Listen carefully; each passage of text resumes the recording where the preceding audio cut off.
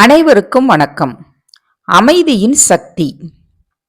பல நேரங்களில் நாம மன அமைதி இல்லாம வாழ்றதற்கு நாம பேசும் பேச்சுக்களே தான் காரணமா அமையுது. தேவையில்லாத பேச்சுக்களால உடல் சக்தியும் மனசக்தியும் இழந்து நாம யார் அப்படிங்கிறத நாம அறியாமலே இருந்துட்டு இந்த உலகத்தை விட்டு போயிடுறோம். அமைதியின் சக்தியை அறியவும் நாம் யார் என்பதை உணரவும் ஒரு கதையை நாம இப்போ பார்க்கலாம். வனாந்தர தேசம் ஒன்றுல குரு ஒருவர் ஆசிரமம் அமைத்து வாழ்ந்து வந்தார்.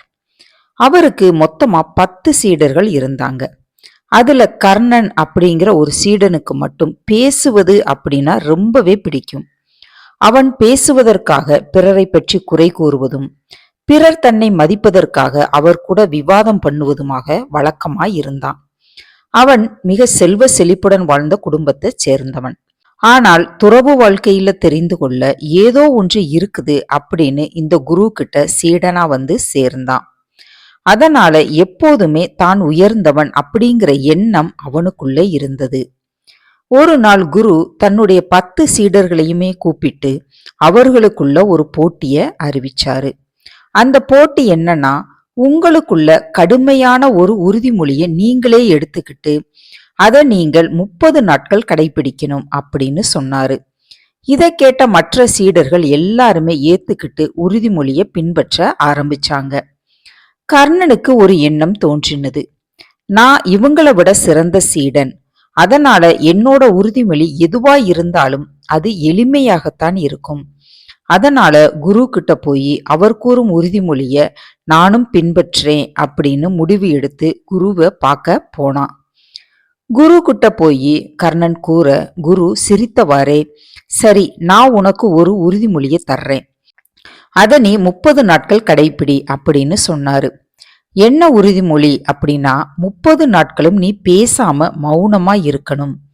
இதை கேட்ட கர்ணனுக்கு, இவ்வளவுதானா, இதை நான் எளிமையா முடிச்சு காட்டுறேன் அப்படின்னு குரு கிட்ட சவால் விட்டுட்டு போனான்.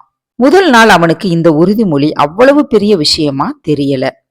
2வது நாள் அவன் உடன் இருக்கும் நண்பர்கள் எல்லாருமே பேசிக்கிட்டு இருக்கத பார்த்ததுமே அவனுக்கும் பேச வேண்டும் அப்படிங்கிற எண்ணம் வந்தது.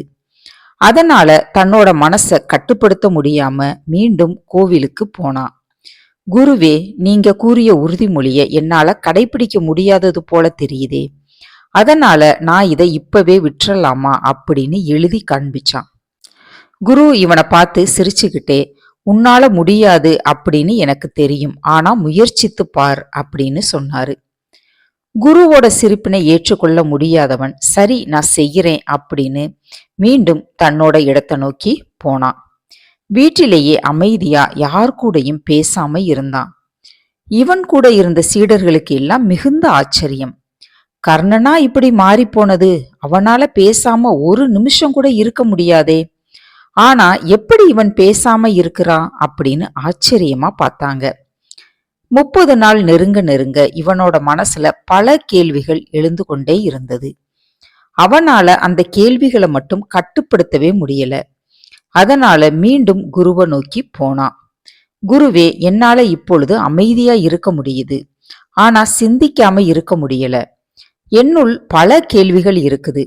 இந்த நிலை இப்படித்தான் இருக்குமா, இல்ல நான் இன்னும் ஆழ்ந்து அமைதியா இருக்க வேண்டுமா அப்படின்னு கேட்டான்.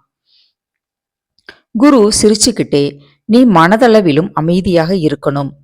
அது இங்கிருக்கும் சத்தங்களால உனக்கு கிடைக்காது.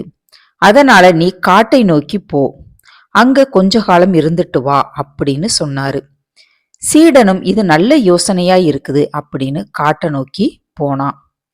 இவன் அங்க போய் 30 நாட்களுக்கு மேலே ஆகியது. ஆனா இன்னும் ஆசிரமத்துக்கு திரும்பல. உடன் இருந்த சீடர்கள் காட்டிலிருந்த விலங்கு ஏதாவது இவனை அடிச்சு சாப்பிட்டு இருக்குமோ அப்படின்னு நினைச்சாங்க. இத குரு கிட்டையும் கேட்டாங்க. அவன் சரியான காலத்துல இங்க வருவான், அதனால யாருமே பயப்பட வேண்டாம் அப்படின்னு சொன்னாரு. ஒரு நாள் கர்ணன் காட்டிலிருந்து நடந்து வந்தான்.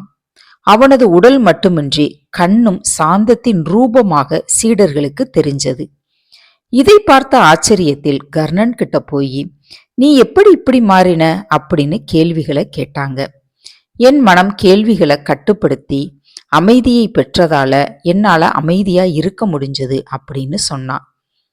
முன்னாடி ஏதேனும் கேள்வி கேட்டா அதிகமா பேசுபவன் இன்னைக்கு கேட்டதற்கு சரியாகவும் தத்துவார்த்தமாகவும் பதில் சொல்றான் என்று சீடர்கள் கர்ணனை ஆச்சரியமா பார்த்தாங்க.